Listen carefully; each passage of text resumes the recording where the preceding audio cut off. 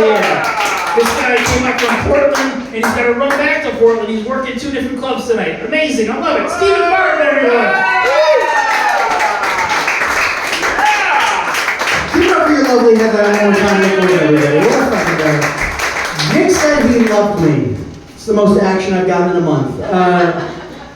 I don't know. I don't know how to tell you. I want to address the elephant in the room. My nipples are incredibly hard right now. It's the hardest thing on my body, man. I don't know how to handle it, and it's very confusing for me. It's never happened. I think it's because of him. I'm just. My name is Stephen Barton. A little bit about me. I have kids for sale. If anyone wants children, anyone? Going once, going twice. Smart crowd. All right, that makes sense. I'm a big fan of makeup sex. I know it's a big fan of makeup sex. I'm a lipstick and mascara kind of guy. What about yourself? I've been watching a lot of movies with my dad lately. He's just sitting there in the urn. It gets worse. My dad wasn't cremated. I don't know whose father that is. I just stole ashes. I needed someone to watch movies with me. I don't know. I think that's sad. All right. I found out I was the ugly kid in class when I was the only one the teacher didn't sleep with.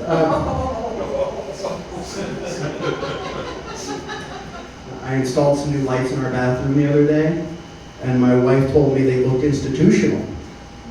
So I turned off the breaker and told her now it was colonial. I'm a 35-year-old man of Italian descent, and that means that I need to shave my neck 6 times a week. That hurts more than you know.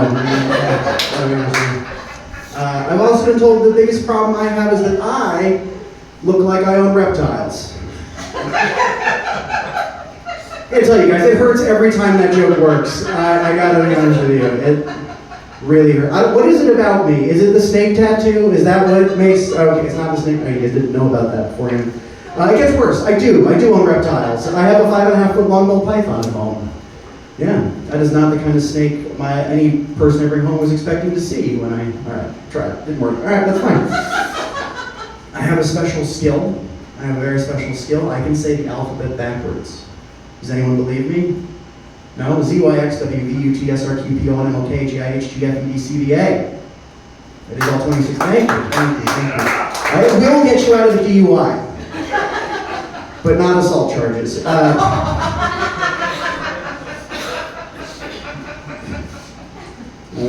was driving the other day, and I got behind an 18-wheeler, and on the back there was a bumper sticker that said, "Follow me to 5 guys."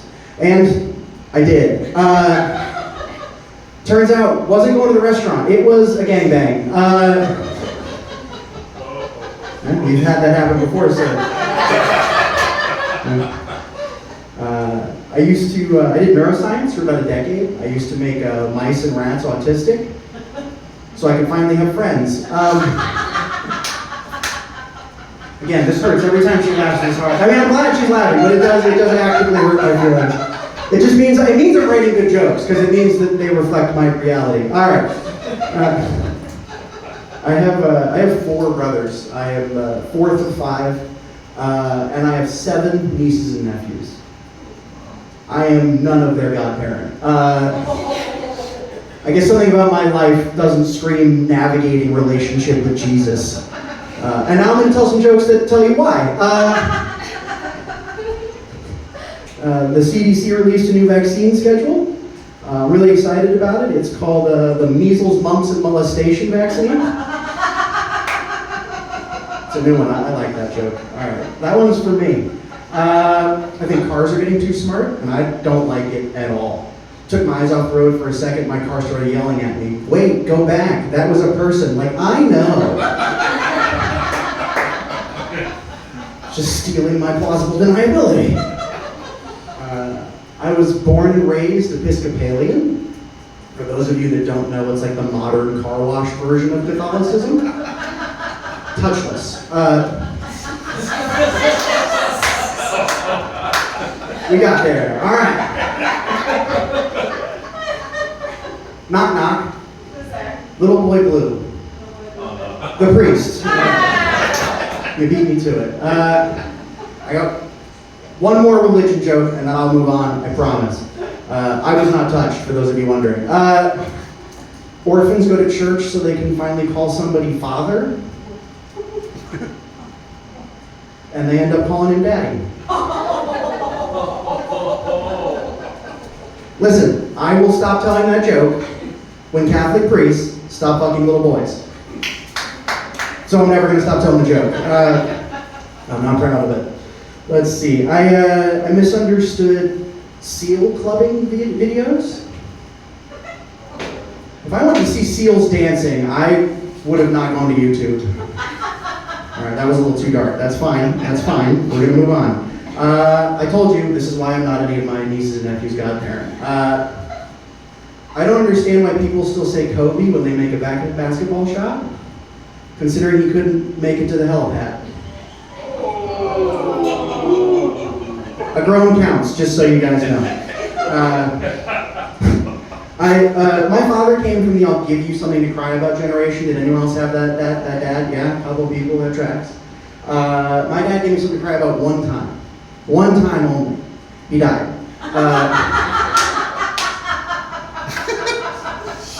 No, you're fine. I love this. No, like, we need people like you. This makes us whole as human beings. I'm gonna let you all in a little secret. There's something about every stand-up comic you will ever watch that is deeply broken inside, and laughter is the only thing that heals us.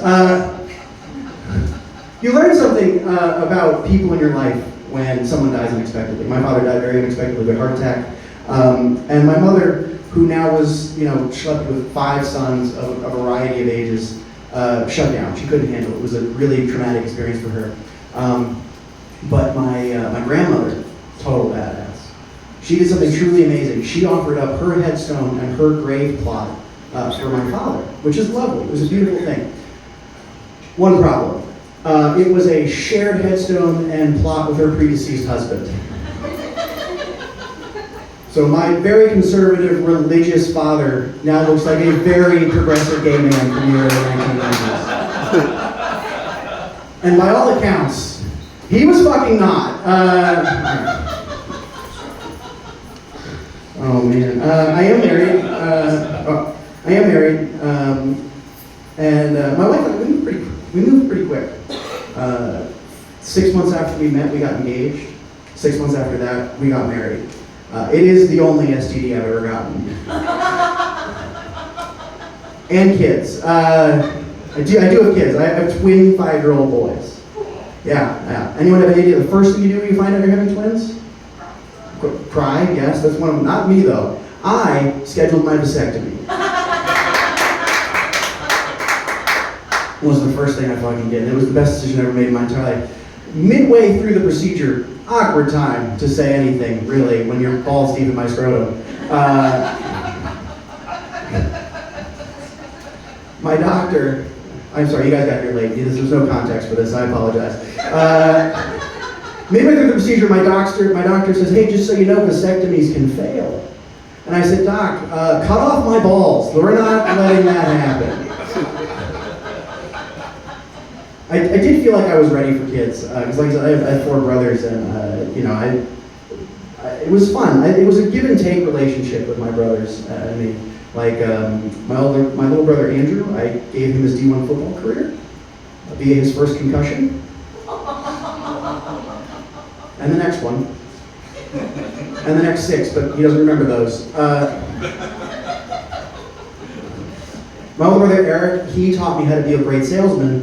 By letting me help him sell drugs.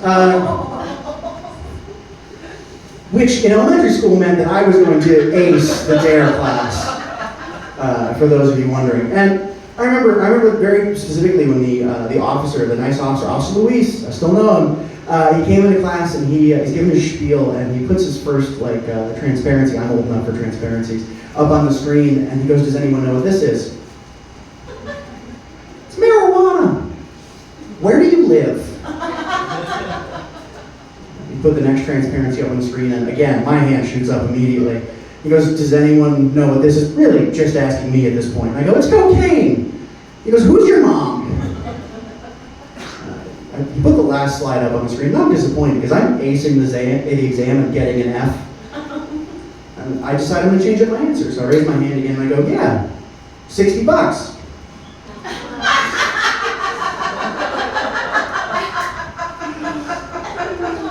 But I'll cut you a deal for 40. That was the worst parent-teacher conference I've ever been a part of.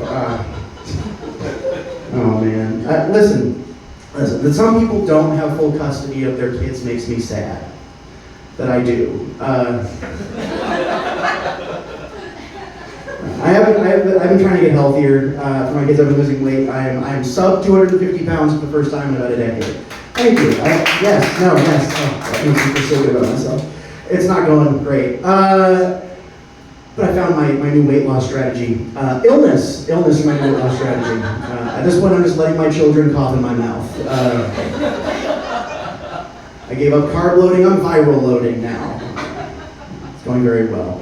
I took my kids to the children's zoo the other day. I gotta tell you, I was incredibly disappointed. I was expecting more kids in cages. Need to teach them a lesson somehow. They wouldn't let me sell mine. All right. Let's see. What do I want to do next? Hey, who here has children? There's a couple people who have kids? Yeah? All right. It's interesting, right? It's fun, relatively fun. Okay, cool, smart crowd. I am my children's primary parent. I am a stay-at-home parent. I did that so my wife could pursue her career. It's wonderful. Put a great job to do it. I'm loving it. But I remember very distinctly that first day I came home and I was going to be the full-time parent. My son Duncan ran up to me, he wrapped his arms around my neck, smiled, stuck his finger in my mouth and said, "Daddy, taste." And there was a booger on it. And I would have been mad at him, but it tasted pretty good. Like a week into being full-time dad, same kid, he's a problem. Runs up to me and he hands me a piece of pasta and I eat it because I'm an idiot. And he goes, "Daddy, how was it?" And I go, "Great." And that's when I realized we hadn't had penne in a week. And it was still wet. I don't know where he'd been storing it. I'm a dad. I'm a stay-at-home dad, right? That changes the dynamic for the kids a little bit. Like, my kids run around naked too much. And my son Wesley, because they're twins, my son Wesley ran to pick up a ball and he bent over, Duncan ran up behind him and stuck his finger in his butt. And then he ate it. And the shit-eating grin on that kid's face was... And I think for anyone who's been married for a long time, the relationship changes, especially after kids. For those of you that are thinking about getting married, or you're thinking about having kids, the relationship changes. I think you guys should know that. It doesn't get worse, it just changes. Like my wife and I, we decided to shake things up. We came with like a pre-approved list of like sexy time things that we were okay with. Right? All right, you guys are, it's okay, I promise. Try it. And so it was basically a list of any time, if you're feeling it, I've said yes, go for it. Now, the first thing, I woke up in the middle of the night and like got this warm liquid hitting me in the face. And I opened my eyes and my kid was peeing on me. That was not how I expected to get my first golden shower. But the shit-eating grin on his face was... Oh man. Has anyone here ever been chased by a toddler on a tricycle? Yeah, it has all the same energy as being chased by the puppet from the Saw movies. The only difference between a child and the puppet from the Saw movies is one is an evil, soulless automaton, and the other is the puppet from the Saw movies. Keeping your kids on their toes hits different when they're autistic. Okay, you guys really didn't like that. Okay, we're gonna move on. All right, we're gonna keep going. The other day, my kids changed the subtitles on the TV to German and the language to Italian. I swear to God, if they had Japanese, we're gonna be in for World War III. History joke. All right. I like reading to my kids. I love reading to them. I think I may have to stop though. The other day, my son Duncan, again, he's a problem. He came up to me and he handed me the book, The Three Little Pigs, looked me dead in the eyes and said, "Read, pig." I I have never hit my children. I almost locked them out of the house though. And revisiting some of those old books is interesting. Like I was rereading Goldilocks and the Three Bears the other day for the first time in a long time. I gotta tell you, that is the portrait of an unhappy marriage. Mom and dad have nothing in common. They sleep in separate beds. The only thing keeping them together is the body of a dead little blonde girl buried in the backyard. And I think one of the best parts about having children is the smiles. I love watching my kids smile. It's beautiful. And one of the things we did is we got them a dog. And we got them a very big dog. We got them a Great Pyrenees Mastiff mix. Yeah. For those of you that don't know, it's like taking two gigantic dogs, slamming them together to make an even bigger dog. The vet said the dog is going to weigh 165 pounds when he's fully grown. Yeah, he weighs 175 pounds. And the only way you can have a dog that size and not have him destroy your house is if you crate train him. I know it's controversial, but you don't have a small American or an average size European living in your house. So we got a crate. My wife worked the crate, and she called me and she said, hey, I made a mistake, the crate's too big. I said, babe, how could the crate possibly be too big? She said, you're just gonna have to see it. I remember I got home and took a look at the crate. Guys, I don't think this crate was meant for dogs.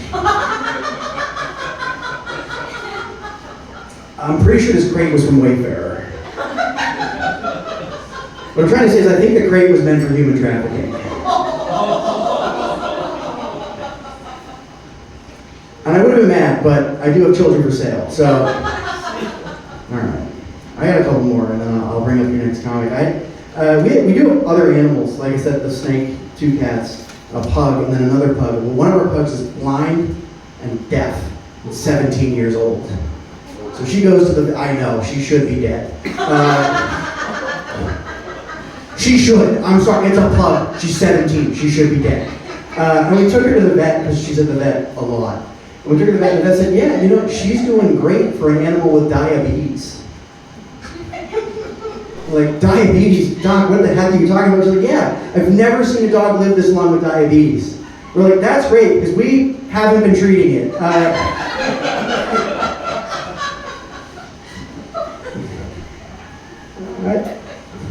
I love my kids, but sometimes I worry. I worry about them, I worry about the world that not that they're going into, but the world that they're going to create. I'll give you an example. Duncan, again, a problem.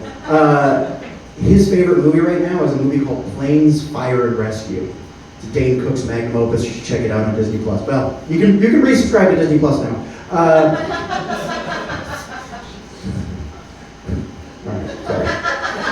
Should have gone there. It's his favorite movie, and they fight fires in that movie. They fight forest fires at a national park. It's great. And we asked him, Duncan, what's your favorite part about this movie? And he said, the fire. That's not good. And we said, Duncan, we're trying to salvage the situation. We're like, buddy, it's like when they're fighting the fire, when they're working together. He's like, no. When the entire forest is engulfed in flames. He's like, I want to be a forest fighter when I grow up. And we're like, that's not the word. Would have preferred oil baron. That would have been.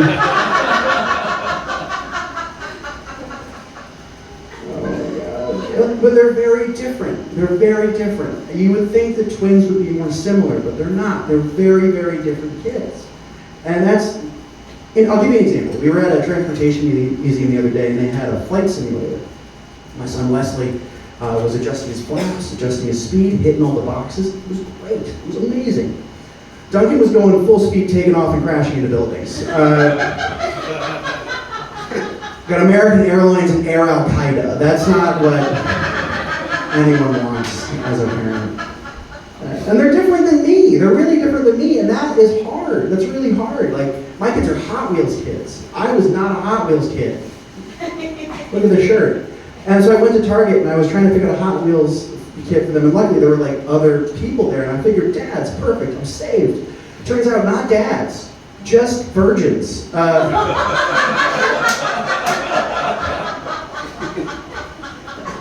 talk a little bit about Duncan. A lot about Duncan. I want to talk a little bit about Wesley before I leave.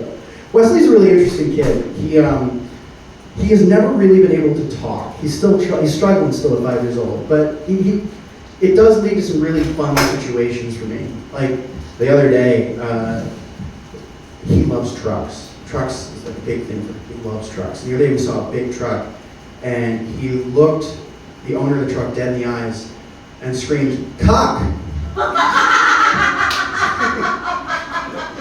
I had to fight that guy. It was the only way. But his speech got me in a lot of trouble the other day because it was they're in kindergarten now. It was their first week of kindergarten, not that, just a couple weeks ago. And he also loves animals. He obsesses over animals, a new animal every once in a while. His current favorite animal is an Australian lizard called the thorny devil. It's beautiful. It's got spikes. He wants to be the thorny devil for Halloween. We're making it work. I met his teacher once. He runs into school that first day, looks his teacher dead in the eyes and goes, in the clearest English this child has ever spoken his entire life. Miss Ilvonen, that's a lot of fucking consonants for him. My daddy showed me videos of horny devils all weekend. And as a parent, that gets you one thing. An ongoing investigation. All right, you guys have been great. Are you ready for your next comic? Yes, please give it up for one of my really, really good friends in comedy, Ian McDonald, everyone. Let's hear it for you.